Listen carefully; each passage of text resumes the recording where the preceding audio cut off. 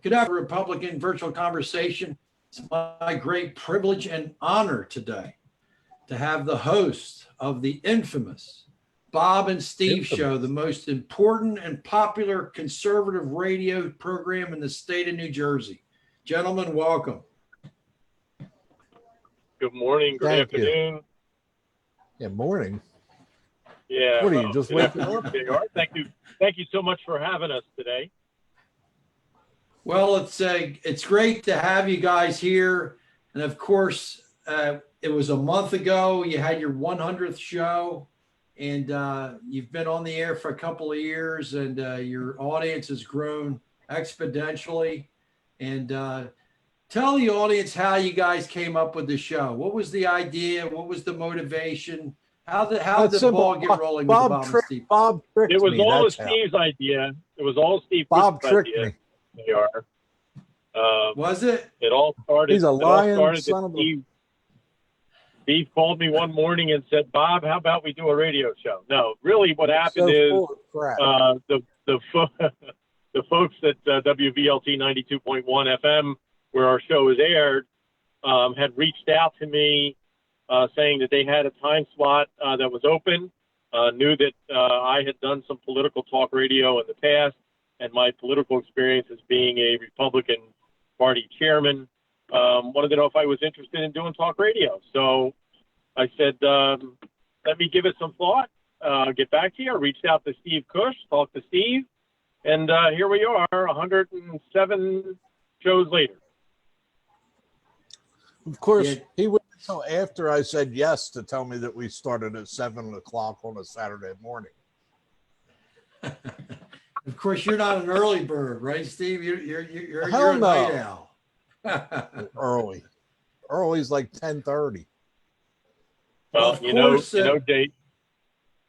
Say, Jay, the part of negotiating deals are to make sure that the deal breakers are left to the end of the conversation. And I knew the early time would be left. Shame on Steve for not asking about the time, but he learned about it later, and he's been pretty good about it. Actually, I've been the one that's been late here and there for a variety of reasons, but it's all worked out good. We're now on the 8 a.m. to 10 a.m. time slot, so that's a little better for Steve. Yeah, that's right. A little better. And what you both have brought to the program is, Bob, of course, you're chairman of the Cumberland County Republican Organization. Steve, you've worked with many campaigns as a consultant. So you both of you already had plenty of resources and plenty of people you could bring in and bring on to the show, which has really made it successful from the start, wouldn't you say? It greatly has helped, JR, no doubt about it. But certainly, we are in a very difficult climate for concern of our civil liberties for the Republican Party. And I think that has a whole host to do with it. Folks have simply had enough, and they're being more boisterous than ever. So the timing, as we say, timing is everything. So on average, there's about 67,000 listeners to that program. Yep. 67. And of course, I knew 60. Wait, where'd the other 7 come from? I knew about 60, but 67? Yeah, they came in from the great state of New Mexico, where Steve Kush hailed for a little bit. Well, we do have listeners out there, but okay. It's true. Right. It's true. No,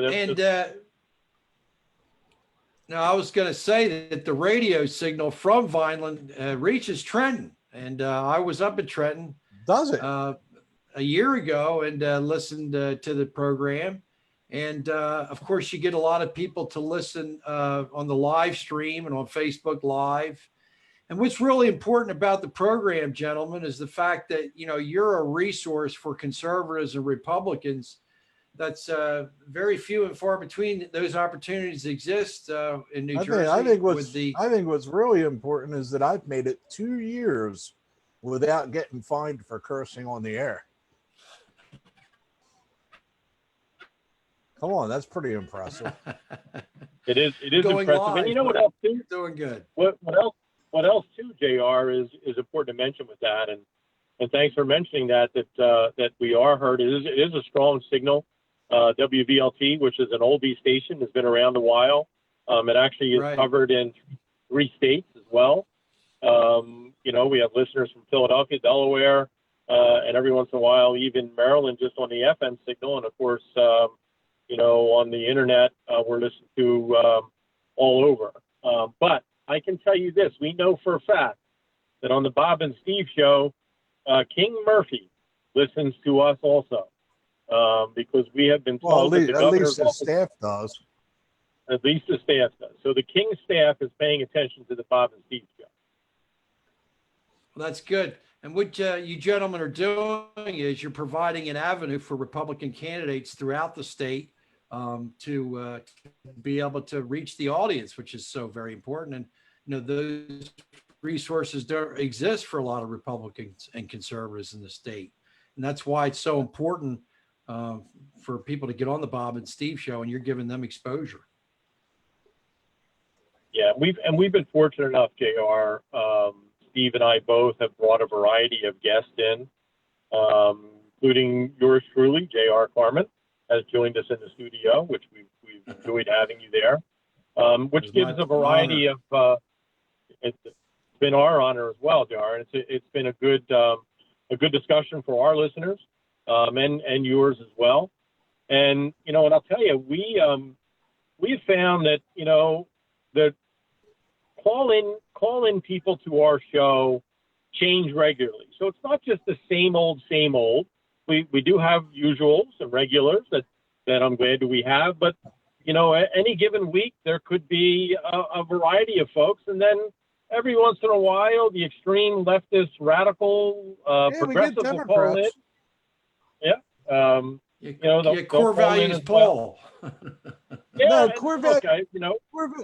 core values Paul is at least respectful. He's not like that lady that I had to yell at 2 weeks ago, or what was it, 4 weeks ago, the one that Bob yelled at and hung up on. I mean, not like those two. Yeah. Right. And of course there is an entertainment aspect to the show. We are a little bit more the Constitutional Republicans. We're very academic and dry, if you will, in many respects. Yep. But you guys have a good entertainment value to the show.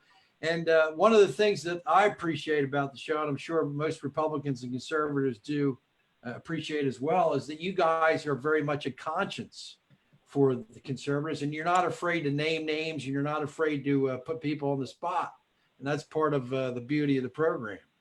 Well, look, if you go to our website and you look at the About the Show section, I mean, it says right there, unabashedly Republican, because we're Republicans first, mostly conservative. That's because there's always someone who doesn't think you're conservative enough, and extremely opinionated. That's what we are, in that order. But Republican, conservative, opinionated. So, and that's why people like me, I get all bent out of shape when people start running around calling people rhino. You know what? Go after yourself with the rhino stuff. Hold your tongue, young man. Hold your tongue.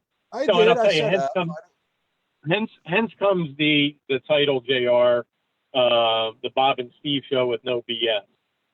So a little play on the Bob and Steve about BS. It is straight up, straightforward. We say what we think, and we are not apologetic for calling out those, and especially Republicans, JR. I will tell you, I believe we have an obligation and responsibility to hold Republicans to the fire, make sure that they're following their core principles, not sliding to the center or even left of center, as Republicans have in New Jersey, and giving great people like our newly elected senator, Mike Testa, the support he needs to keep the fight up. So good for the Republicans that are adhering to the principles of the party, and those who aren't, we're going to call you out and not be ashamed to call you out by name. Right. And of course, getting LD1 to switch Republican with Michael Testa and Eric Simonson, Antoine McClellan was a great triumph for us last year. And of course, Murphy and the Democrats are providing a political environment for us now to where it's essential that we get more Republicans elected at the state level and at the federal level. And of course, we've got big elections coming up. So what do both you gentlemen think about the proposition that we're going to be able to gain some Republican representatives in the state and in Washington? Well, we should. Go ahead. No, please. I mean, look, we should hold 2. It's going to be a little tougher with, that Kennedy name, but we should hold 2. We should take back 3. Kane has a good chance up there. And Rosemary Becky, she's got a good shot up there too. How about Frank Pallotta? He's got a good shot, doesn't he? Yeah. That's a little far north for me to pay attention, but yeah. Let me say this too, JR. Let's take CD1 for example. The Republican candidate there, Claire Gustafson, is a phenomenal candidate. The more I get to know Claire, the more I'm impressed. And I will tell you that the makeup of that district, there has been this presumption is difficult for Republicans, and it has been. However, I will tell you that I believe that the president even does well there. So places like Gloucester County, Camden County, there is a good opportunity there. And let me tell you, Mr. Norcross he's got his hands full there. Now, let's not make any mistake about it. The Democrats are going to throw a boatload of money at it, a boatload. So this is where we have to be on our game. I believe Republicans work harder.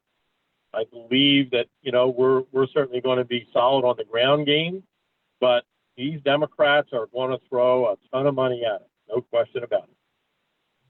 I mean, without letting the cat all the way out of the bag, well, as you know, Claire is a client of mine.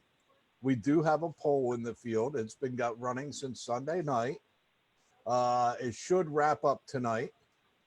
And the preliminary numbers I'm seeing, even the pollster, I mean, he called me kind of shocked. We're performing better than was expected. So there's a pathway there. And the president's performing better in CD1 than he did 4 years ago. That's preliminary numbers. I'll know more when it wraps up. Of course, Steve, you write for the blog, and you have a lot of you bring out a lot of contemporary I haven't issues. written much this week, but anyway. Right, but that's something that the people want to tune into as well. The blog, where you'll get a lot of information, and of course, one of the things that gentlemen are aware.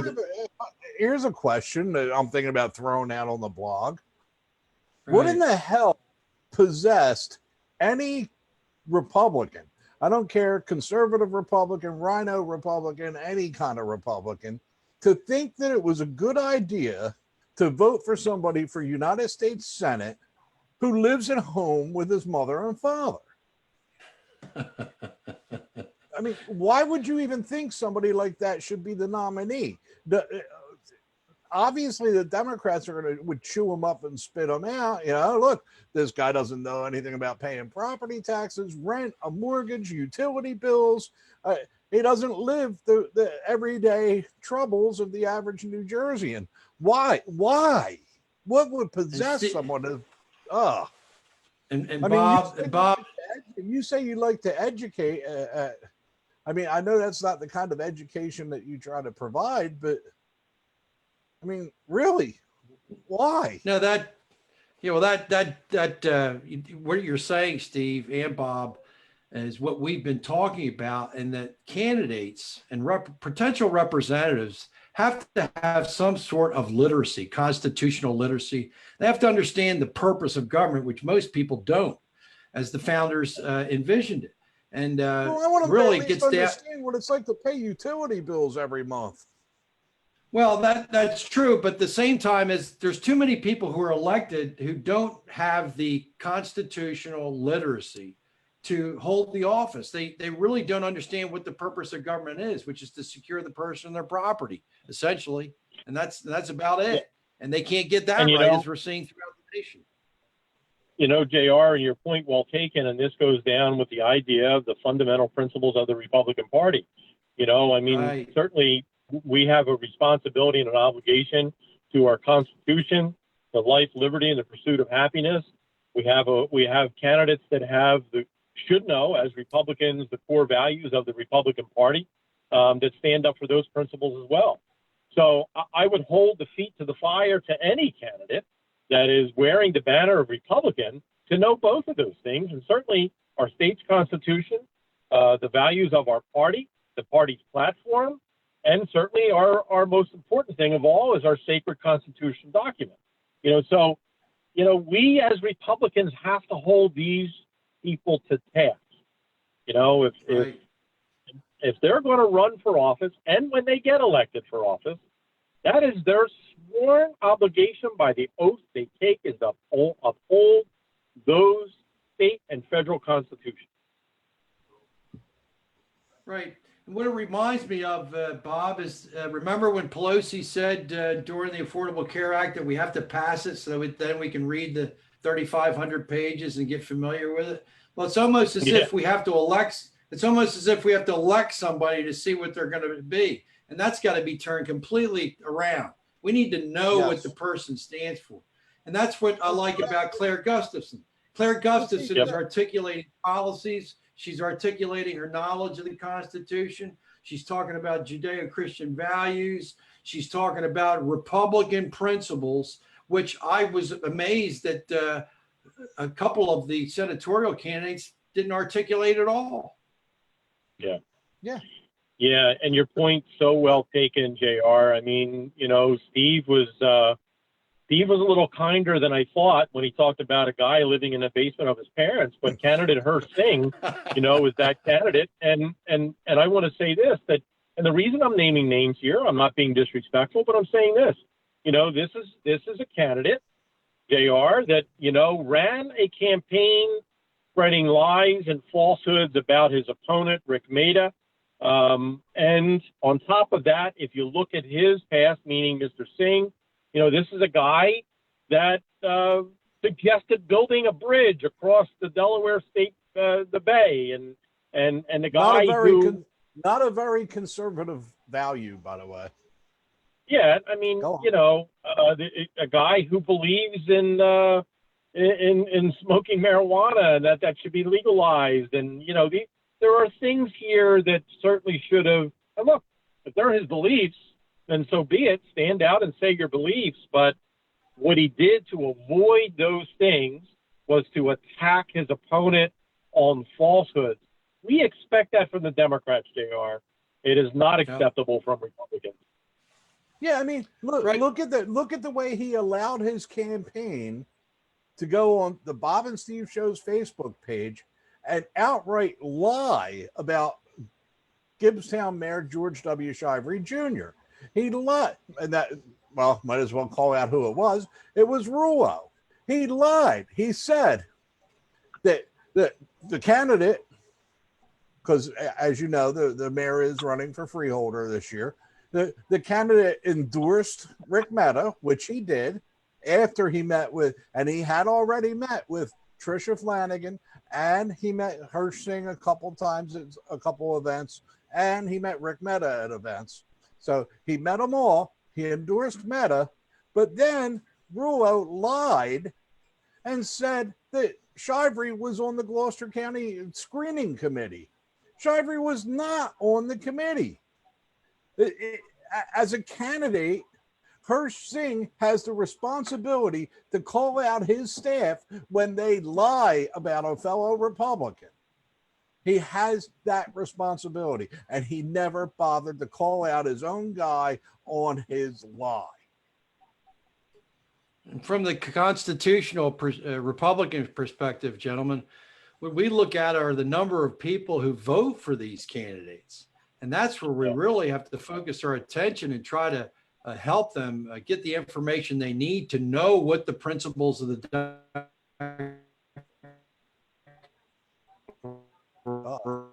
Declaration of Independence principles say, which are colorblind. We're not interested in racial demographics or any entities. We need to get through to the people that vote for these unqualified candidates and say, listen, you're the sovereigns, do your homework and know what our founding documents say so that you're able to make the right decision and vote for the man who's most able or the woman who's most qualified to represent. But they have to have a constitutional literacy, and we have to demand that of these candidates. Absolutely. Absolutely, JR. That's what's so great about the organization you represent. You know, it provides that outlet. You do it well. You do it in a way that it's helpful, and you're offering that help. And, you know, I believe that all Republican candidates, certainly in this state, but everywhere, you know, should be reaching out to folks like yourself to get that education. And, you know, JR, we become good friends, you and I, and we you know, you teach me regularly, and, you know, and I enjoy all that. Because it certainly is, it is really what this is all about. And especially in these times, you know, our country has faced what I will call constitutional warfare. Our Constitution is under attack every day. You know, so the idea of being knowledgeable to it and defending it is paramount. That's right. And of course, Bob, I learned a lot from you and Steve, and you've helped me out in our organization and promoting us. And we appreciate that. And we do the same thing for the Bob and Steve show, because it's really important that we get the information out there. But gentlemen, I want to talk to you. Tell me about, Bob, you and I talked about this, Steve and I, you in a little bit. Let's talk about the obvious unconstitutional actions taken by this present governor, which are unprecedented. Here's a man who gets on national television and says that the Bill of Rights are above his pay grade. I mean, this is an indication of how we're electing representatives who are not accountable to their job requirements. And of course, the Constitution is the owner's manual. It's the procedural manual. So tell me what you think about the influence that Murphy has had on the infringement of civil liberties in the state. People can't go to work, picking winners and losers, going out and marching with neo-Marxist groups, but yet people can't meet for religious services. I mean, the hypocrisy is through the roof. Yeah, I will tell you, JR, it has become more and more obvious with what, I'll speak for myself, I used to think was somewhat of conspiracy, you know, and there has been discussions for a long time about whether it be One World Order or, you know, George Soros or whatever it may be. And, you know, and some of it you would listen to, some of it you weren't too sure about. But boy, I'll tell you, you know, the Murphy administration has become a dictator. This guy is a king. You know, he is more, I believe this guy is thriving on these executive orders. I don't even know what number we're at now. Steve, you may be able to shed more light, but we're hovering around 160, I don't know what it is, but a tremendous amount. All I know is he gets off on it. That he's bypassing, JR, even the legislature. You know, our legislature is being bypassed. And quite truthfully, you know, he's had his own battles even with the Senate president of his party in some of his dictatorial, you know, moves. So even some members of his own party. But, you know, we see it, JR. We see Murphy, Wolf, Cuomo, these guys, Lightfoot, they're all in sync here. So I got to believe somewhere in the midst of the night, they've got to have their conference call and go over their playbook for tomorrow, because they're in sync here of stripping us away of what we know in our civil liberties and how they're going to trample on it. And I believe this is their agenda right up until this November's election day. That's what this is all about. Yep. The question about Steve, what do you think? I'm sorry? And what do you think about Murphy's overreach? Oh, I thought I summed it up pretty simple. I think he's a giant douche. I mean, there's no other way. There's no other way to put it. I mean, you know, the reason why there's like so many executive orders is I think he gets off on it every time he signs one. I mean, it's ridiculous. You know, the other thing too, gentlemen. And well, the worst part is a lot of the stuff he's done, he could have gotten passed legislatively because he owns both houses, the upper and the lower chamber. So you know what? At least do it legislatively. Give us a fighting chance. And you know what's so amazing, gentlemen, is the fact that Phil Murphy, I don't think he's ever been to Millville or Bridgeton. He's never been down to Greenwich, or he's never been down to Stowe Creek. He's never been in Hopewell Township. Yeah, I don't think he's ever been in Salem County at all. And this man is the governor of the state of New Jersey. I mean, shouldn't a representative know and be familiar with the towns and the counties that exist within the state? I mean, the Democrats are only focused on their special interest groups and who they pander to get their votes. Whereas you see the contrast with Jack Cettarelli and our chairman, Doug Steinhardt. They're all over the state. They know everybody in every different organization. They're at the state, they're at the county level, they're at the municipal levels. They go out to the country level. They go out and meet people who are in the rural areas.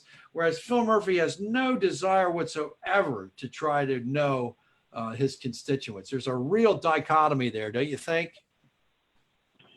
Well, let's call it out the way it is, JR. Yeah, first of all, Phil Murphy is not a New Jerseyan. He's not from here. He's not hailed here. He didn't grow up here. He doesn't know New Jersey, and quite frankly, we've seen it, and I'll throw a little levity in here. He doesn't even know New Jersey language.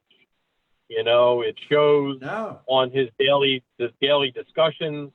You know, he tries to talk with some kind of authority and banter and uses language that almost is a joke. You know, especially there's a lot of New Jersey pride here. We are an in-your-face type state that has a way about it that we all know and love, whether it's some of our great food or some of the way that we talk. You know, and look, Chris Christie did that great, right? He was able to do that. Whether you love him or not, there was a way about Chris Christie that was atypical New Jersey. Phil Murphy, I call him Nantucket Phil. You know, it's Nantucket Phil, another Goldman Sachs guy from Nantucket.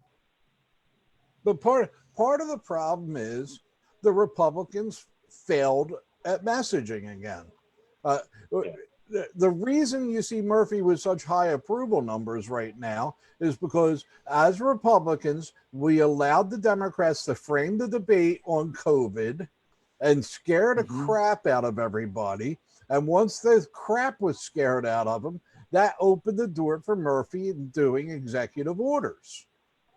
You know, I mean, I was doing a little research the other night for a blog post that I'm still working on. Remember when this whole COVID thing first started out, it was called the Wuhan flu. I mean, it was actual mainstream media was calling it that. It didn't last long. It lasted right up until they decided they wanted to call Trump a racist and a xenophobe. And then they scared the crap out of everybody, and that's what opened the door. We need to do a better job fighting back. And it seems like that we were caught off guard right from the very beginning as Republicans and conservatives. We were kind of punch drunk, if you will, once the pandemic started. And this is why it's so important that we need to understand and know our New Jersey. Because we were like, oh, just 15 days. Oh, sure, no problem. Go ahead, shut us down for 15 days. Because I think we looked at it like it was a vacation, so we were like, yeah, okay. But once you give it's like a little kid. Give them an inch, they'll take a yard. Well, that 15 days was their inch. Right. But if we did for the very beginning, but what we needed to do was to look at everything that he did in light of the first article of the New Jersey Constitution, which talks about the right of the people to be free and independent, for the right of the people to own, possess, and maintain their property. And all these executive orders immediately infringed upon all those orders. And they used a couple of laws that were passed back in 2004, the Emergency Reform Act, and then another act in 1942, both wartime. 1942 being a wartime legislation, and 2004 was in the midst of 9/11, giving gubernatorial power to act quickly. But that was in lieu of a threat, an actual terrorist threat, domestic or foreign terror, not a pandemic. They got away with it by us allowing them to scare everybody. Yeah, right. And let me say this too. Let me say this too, JR. Republicans with declarations of states of emergency have been just as guilty with abuse of that power. So I don't want to say, look, Murphy has taken it to a whole new level, no doubt about it. But this happened also, and to your point of why we need to hold Republicans' feet to the fire. Republicans have started to do this, some time ago. They do it because of the resources they can garner and the power that it gives them. And look, I will tell you, I think at the very beginning of this, I kind of thought that, okay, Murphy is communicating some things that make sense here of concern. That was early on, but then he started taking away our civil liberties. And I knew out of the box, the minute there were stay-at-home orders and shutdowns of where this was headed. And Steve and I were kind of one of the first, JR, to be saying, we said this early on, that this is going to go all the way to next November, to November election. You could see the handwriting on the wall.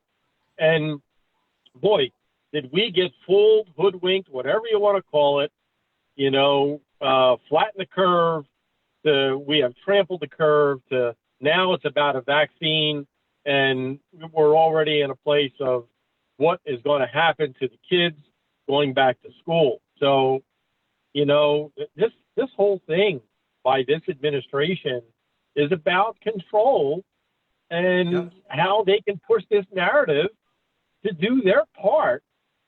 Look, JR, one of the worst things in the world here out of all this, the stripping of our liberties and you name it, but churches, they took away the right for us to be in church, and man, that gets my gall. We can do all other things, but we couldn't go to church. Right. And we couldn't go to the ballot box either. And that wasn't good for our primary. It's essential that we have to be able to go to our local voting booths and precincts to be able to vote in November. This is imperative. And as Republicans, we have to fight. And I know Michael Test is fighting on our behalf in that regard. But don't you think it's imperative, gentlemen, that we're going to the voting booth? Absolutely. Absolutely, JR. And only because I don't want some idiot to be able to say, I want a recount before they even certify the election. Yeah. Yeah. And JR, and I gotta say this, by the way, all those strippings away of our civil liberties and all this, but I'm going to tell you the thing that angers me here amongst many of all this stuff, but they made sure, boy, they could get access into abortion clinics. They made sure, the Murphy administration made sure that the unborn child could be murdered, JR. They made sure that could continue. They made sure. Terrible. That's right. And of course, they're always going to promote their agenda. And it's an unjust agenda. And that's why we as Republicans, we need to, as Lincoln said, he who holds the public opinion holds the day. We have to get through to people, all those independent voters out there, Bob, Steve, they need to come over and vote Republican. I always talk about the disgruntled or pre-1965 Democrats who've got to be very beleaguered with people like Bernie Sanders and Alexandria Ocasio-Cortez leading the way for the party. But gentlemen, it's been a great time talking with you tonight. Our time is about up, but I want to have people make sure they go to 92.1 WVLT on Saturday mornings from 8 to 10 to listen to the program. Of course, Steve puts up the program later on for people to listen later. But gentlemen, I'd like to give right. Well, I'd like to give both of you gentlemen to leave us with a profound comment, if you will. Profound. I'll be as profound as I can. I think Steve will be more about. Bob. Steve, thank you, JR. Steve will be more about profanity. I'll be profound. Right. No, I'm kidding. That's why you're a good couple. That's what I thought. I thought he said profane. That's why I had to check. Look, we are the Bob and Steve show is the revisit of the Odd Couple, by the way. So that's the radio version of the Odd Couple is the Bob and Steve show. That's right. You know, I like to believe that we have faces for radio. So that certainly makes it a little easier for the listeners. But I'll say this, JR. We watched yesterday of what happened in those hearings with the U.S. Attorney General Barr. We watched what happened there. They didn't want answers. They've been after to get Mr. Barr in front of that committee for months and months and months. They finally get him, and they just wanted to make speeches. That was one of the biggest disgraces that I've seen, and a waste of time, whether it went from the impeachment hearings right down to this. There has been one agenda by the Democrats, and that is to do whatever it takes, including tearing down, stripping down, and removing every God-given constitutional right we have as Americans to defeat this president. We have to continue to be vigilant, stand up, and make that fight better than ever, JR, because what's at stake here is the future of our Constitution and civil liberty. That's about as profound as I can get. Well, that was very profound, and preach it. Steve. When you go in the Marine Corps and you go to Paris Island, right, the drill instructor gives you a speech. And that speech is how everybody here is green. You might be light green or you're dark green, but you're all the same color. And that's why, like Saturday on the radio show, I said, lives matter. Not black lives, not all lives, not. If you're going to put any word in front of lives matter, maybe you're the problem. That's it. We're all Americans, period. That's right. Period. There's no other argument. We're just all Americans. Bob, I would say that was pretty profound, wouldn't you? I think so. And I'm equally impressed that it was profound and there was no profanity. So I can do that too if you want. Maybe I'm rubbing off. Maybe I'm rubbing off on him, Bob, a little bit. I think do have a collared shirt. I think so. Listen, guys, it's been great. And I'll just let me say in closing that the Democrats support anarchy. We are the party of law and order. The Democrats are the party of anarchy.